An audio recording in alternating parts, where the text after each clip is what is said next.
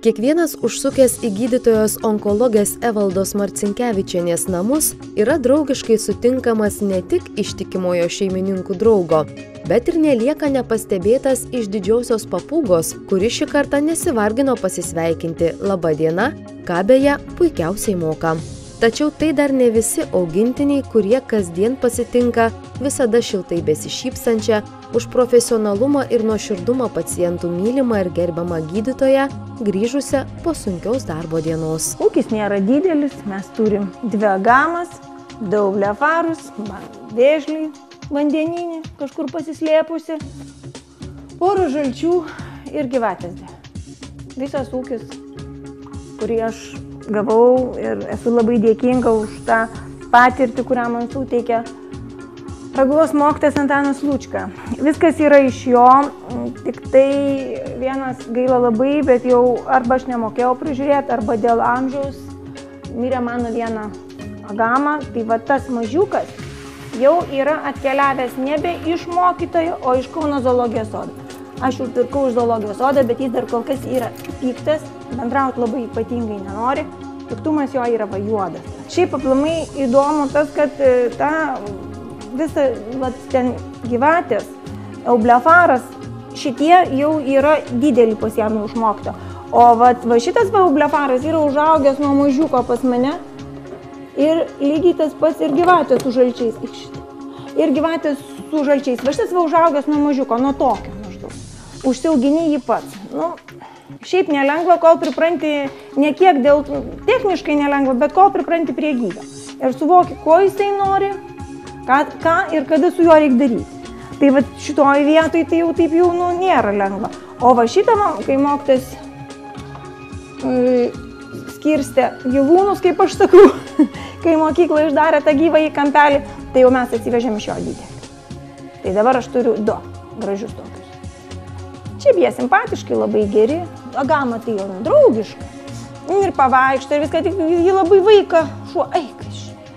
Nu tai tokia draugiška palyginta. Nu jau apie žalčius ir gyvatės to negali pasakyti. Jos aišku pasiėmė į rankas, bet jie jau stengiasi, bėga, slepiasi, jeigu jie pabėga. Ten matysi, kaip prieisim prie narvų, jau tie narvai užtaisyti. Nes jie, jeigu pabėga, tai jau jie. Tada jau jų reikia ieškoti. Iki grindų plėšimą ir pusę vertimų užtinko. Buvo, viską čia buvo. Nes mes nemokėjom, tiesiog reikia juos laikyti labai sandariai. Baisiausias nutikimas buvo tai, kai aš, neatsimenu, kažkas pas mane buvo svečiuose ir aš pamiršau uždaryti didžiųjų žalčių narvą ir naktį jie vis dėlto sulipo pas vaikus į lovą. Tai kažkaip jau nebuvo taip pagalvojus, kad jie galėjo, ne iš blogos valios. Yra taip, kaip yra, viskas baigėsi laimingai, bet aš jau dabar labai saugo. Jūs dar mėgstat ir keliauti, ar ne, kiek žinau?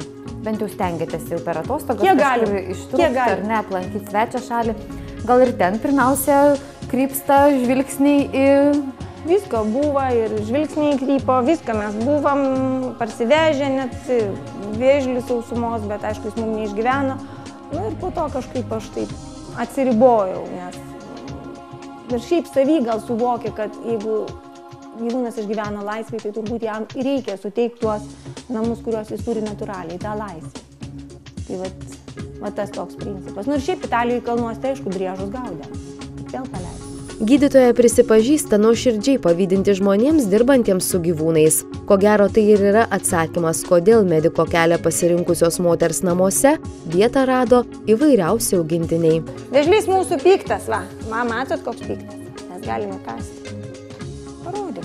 Dabar jau nebebus piktas. Tada iškiša ją. Netradiciniais augintiniais galintis didžiuotis gydytoja tvirtina, kad ypatingos priežiūros jiems nereikia. Svarbu išsiaiškinti auginimo subtilybes ir mylėti juos. Reikia nebijoti, jie spaudžia. Vat kada suimi, jau iš jų reikia, iš to gniaužto va tokio, va jau reikia vaduotis.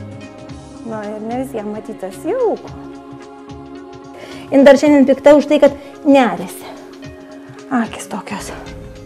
Na, pat. Ko šiandien nejūti? Nu jo, reikia pirmiausia, gerai sakėt, nebijot.